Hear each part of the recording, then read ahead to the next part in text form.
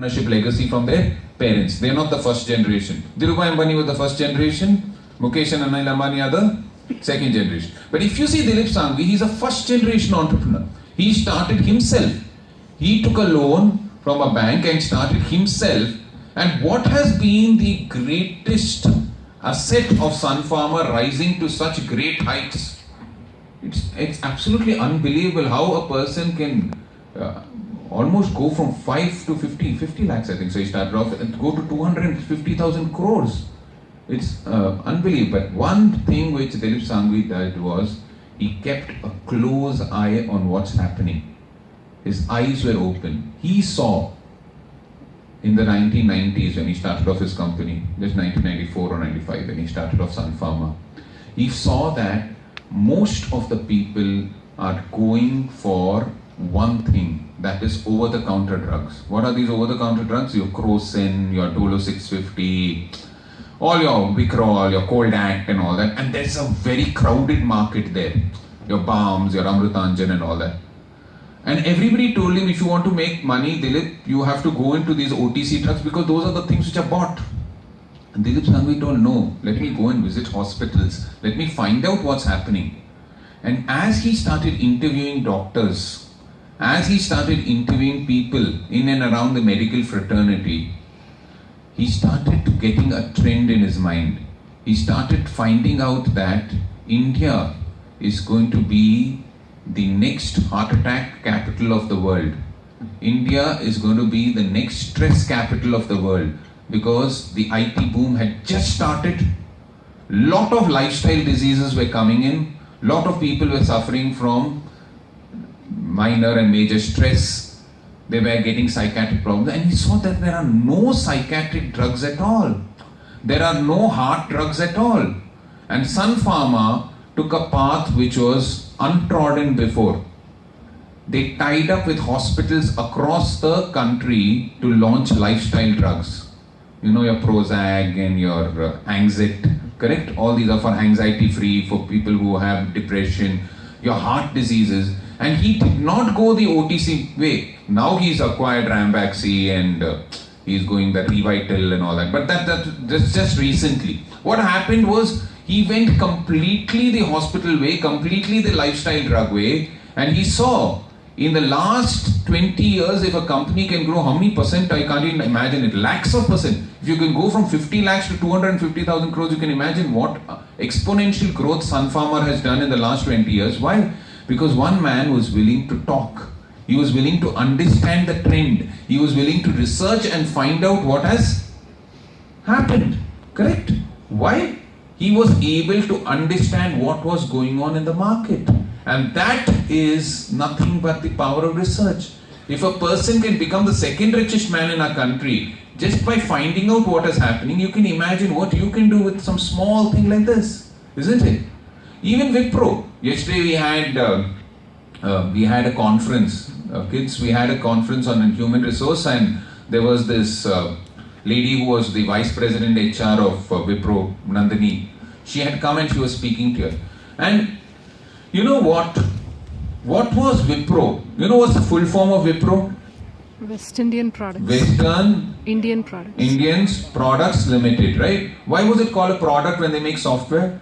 You might be very surprised to know that Wipro, 25 years back, never used to make any sort of software. They used to make Vanaspati. Have you heard of Vanaspati? Vanaspati is the cheap type of ghee. Correct or no? In fact, Wipro did not even have an iota of software in them. But when Azim Premji took over the company from his dad, he realized that the chance of soap, now still they have their own soaps division. They still make Chandrika and Santur and Milk and Roses, whatever their soaps they make.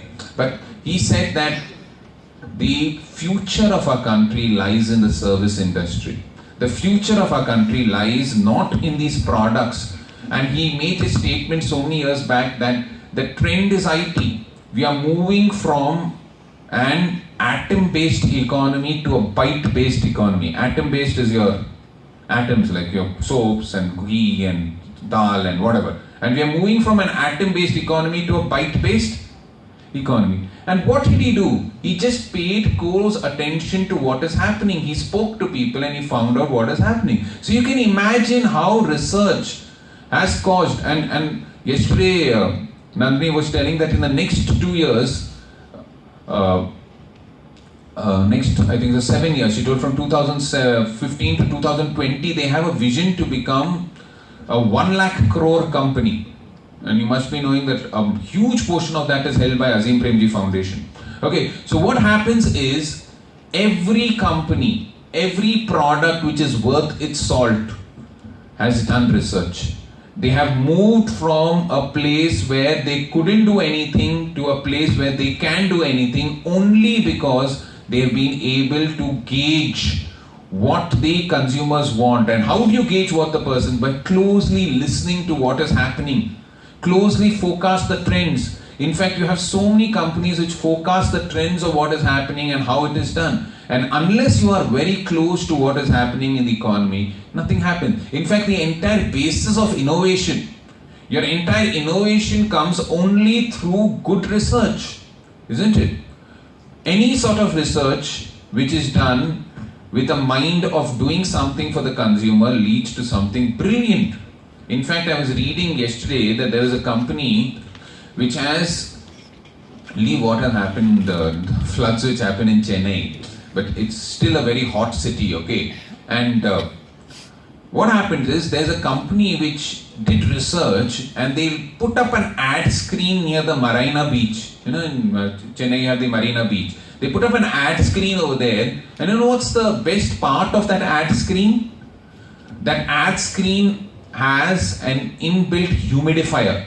You know what's a humidifier? A humidifier is something which picks up the moisture from the air and converts it into water. Because Chennai is a very hot and humid place, correct? So they said, we cannot spend so much on a humidifier, why not convert a humidifier into a big ad screen?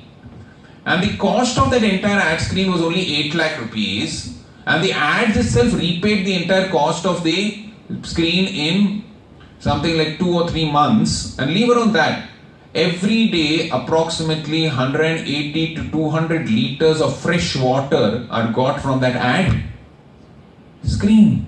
Why? Somebody did research. They said, why not have only a screen? Why do you have only a screen? Why don't we add something to it and make it into a humidifier which can also convert the air into water?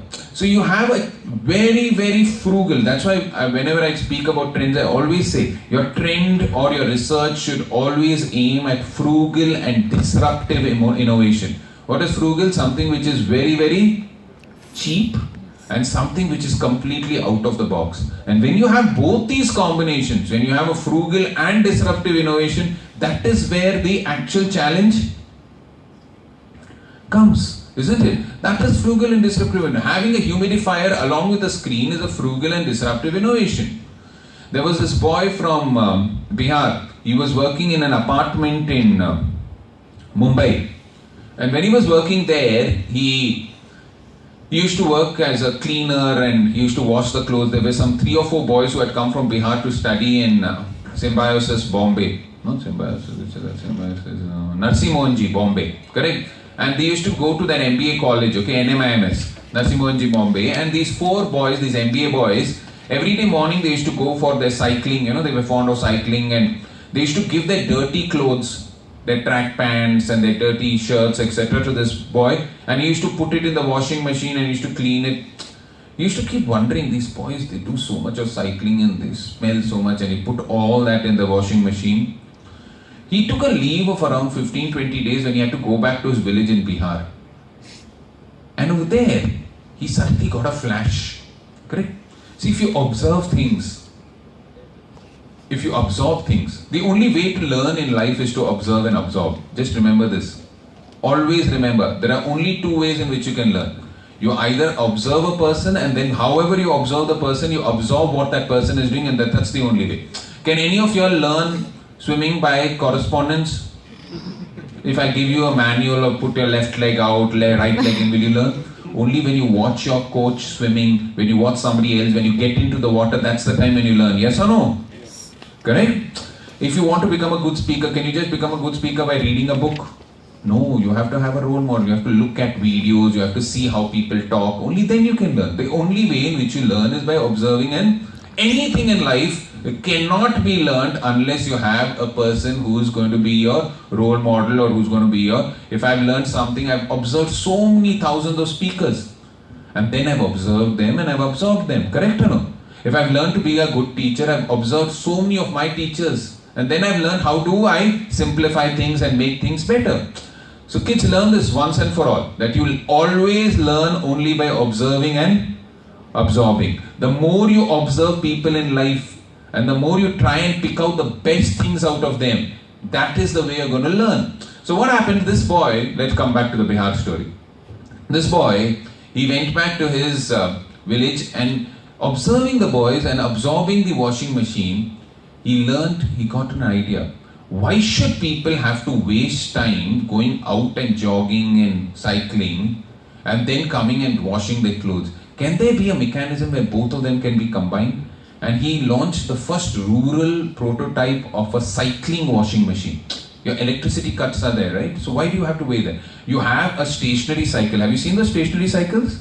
You have the stationary, you keep pedaling on the cycle, and as you keep pedaling the cycle, the mechanical energy gets converted into the mechanical energy for the washing machine to roll the clothes and wash them. Correct? So what has happened is, the commercial prototype will be launched very quickly. I think so in the next 1.5 2 years, they're working on the prototype of it. But you got the idea of the first cycling washing machine. Such an eco-friendly thing. Without anything else, just by a person thinking, observing, absorbing, and finding out what is good. Yes or no? So everything requires that particular absorption. Everything requires your innovation, the way in which you look at things.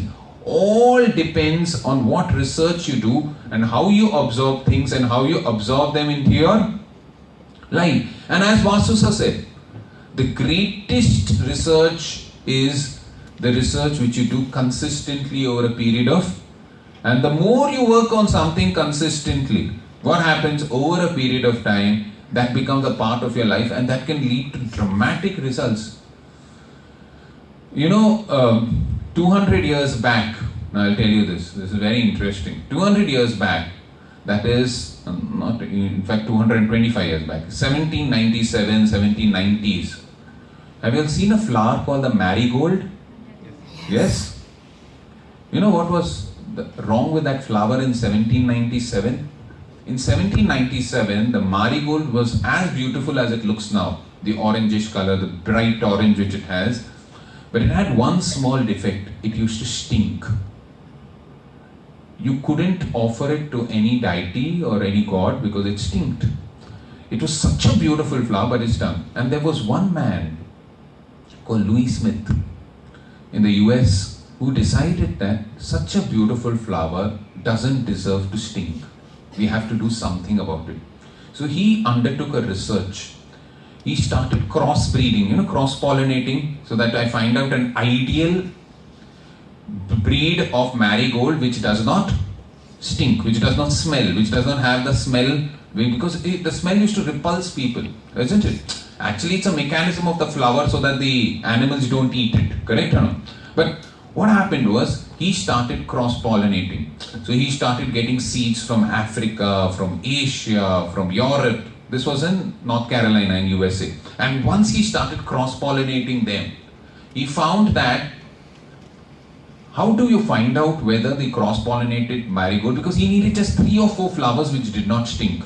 And that if you get 3 or 4 flowers, then the seeds of those flowers can be used to cross-pollinate other flowers, isn't it? Because the dominant seed is the one which gives the dominant smell. So what he started doing was, he took a huge, around 50 acres of land, and in each small acre of land, he used to cross-pollinate a few of them. So they used to divide them. Let's say he divided them into 50 parts of 1 acre each, and he used to cross-pollinate these marigold.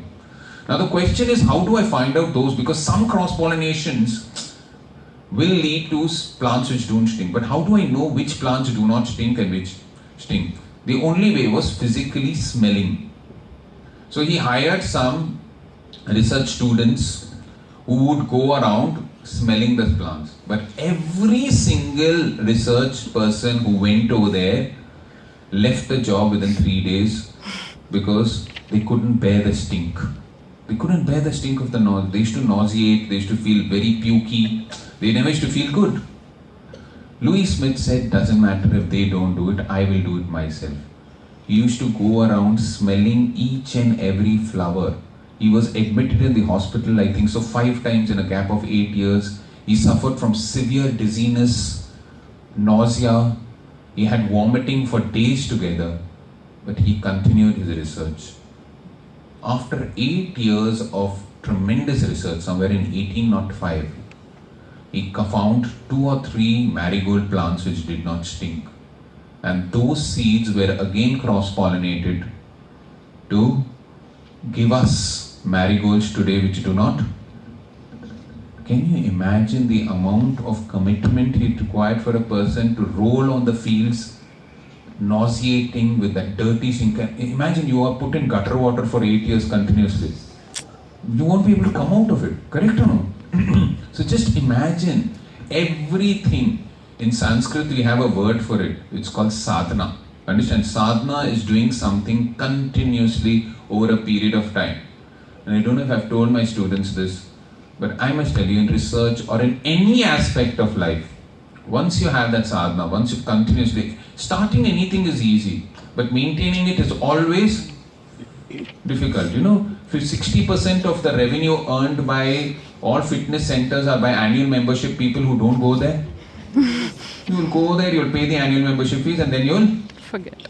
no sir, I can't get up today morning. You'll pay 1 month, you'll buy the best Nike shoes, track pants, and then 1 month all that, isn't it last, correct? Valentine's Day, all of you all are excited. Then after that what happens? Puss, correct or no? So anything which starts off is exciting, but maintaining it is absolutely critical. You started off your research journey today, but maintaining it is difficult. And once you maintain it, you will see that the results come out over a period of time, isn't it? All change is very, very difficult in the beginning, messy in the middle, but fabulous at the end. Remember this, all change is absolutely difficult in the beginning, messy in the middle, but beautiful at the end. And I'll tell you this story, I might have told it also, but some of you might have heard it, but I'll tell you again. I was listening to the interview of Virat Kohli the other day. Okay, you all know Virat Kohli? Yes. Okay, you all only see Anushka Sharma when you think of Virat Kohli, right? But let me tell you, when I heard his interview, there was something very striking which stood out. Very, very striking. And I immediately came to know why he is such a valuable player for India. In his course of his interview, he told something which was fabulous. He said, from the time he started playing cricket at the age of 14, till today, he's 27, 13 years, he's not missed a single practice session. Not once has he missed a net session or a practice session from the time he's 14, till he captained India for the Under-19 World Cup and we won it, till today, he's not missed a single practice session. He said, even if I'm sick, I drag myself to the ground and I'll play, but I will not miss a practice session because I know the more I sweat in the nets, the less I'll bleed when I actually play the game. I will not, and he practices not one single thing. And one more incident stood out, which was really nice. He said when he was playing for Delhi in the Ranji Trophy against Orissa and Bhubaneswar, he had not yet got selected for the Indian cricket team. He was around 21. And what had happened is, it was the third day of the Ranji Trophy match and it was nearing tea. It was around between lunch and tea. And Virat Kohli was playing the knock for the second innings and Delhi had to bat and win the match. And suddenly he saw some person getting gloves or some drink coming towards Virat Kohli. You know, in the middle of the game, you can't disturb the batsman, but he was wondering why they came. And that boy told, your mother wants to speak to you urgently. Virat told, okay, I'll wait till tea. He told, no, you have to come, retire and come. He told, no, if I'm being here, I'm feeling okay, why should I retire and come? Virat Kohli played till tea, and when he went into tea and he called up his mother was sobbing on the other line. His mother was crying, and she said, Virat, your dad has passed away. You have to come immediately. We have to cremate his body. Take the next flight and come. Virat Kohli said, Ma, I can understand. But I have not missed a single practice session. You want me to miss a match? His mother was silent for a few moments and she said, what do you want to do? He told, I want to win this match for Delhi and come back. His mother said, even if your dad was alive, he would have told you to do the same thing. We'll keep the body for one day. Don't worry. Come back tomorrow. He played the entire day. The next day morning, he played the match till he won it for Delhi and then he took a flight back. Look at the dedication. Look at the commitment. Today, if he is rated as one of the best batsmen in the world, it's only because of his commitment, his sadhana. He's not missed a single practice session. In management jargon, we have something called as the iceberg illusion. You know what's an iceberg illusion? What is an iceberg? You see only the top of the iceberg, right? Do you see that there is something 8/9 of the iceberg is underneath? You see only the beautiful iceberg, the ice and the blue and the fantastic ice cubes on top. You only see Anushka Sharma, the glamour, the contracts which he gets. Do you see that 8/9 which is underneath, the passion, the dedication, the commitment of Virat Kohli? No, you don't see that, correct? You see only what is on top. Everything in life requires sadhana. Everything in life requires commitment. Everything in life requires some sort of doing over a period of time. So if you all have started this journey, just don't leave it here. Continue your research and you will reach absolute great heights. Thank you so much. Thank you so much.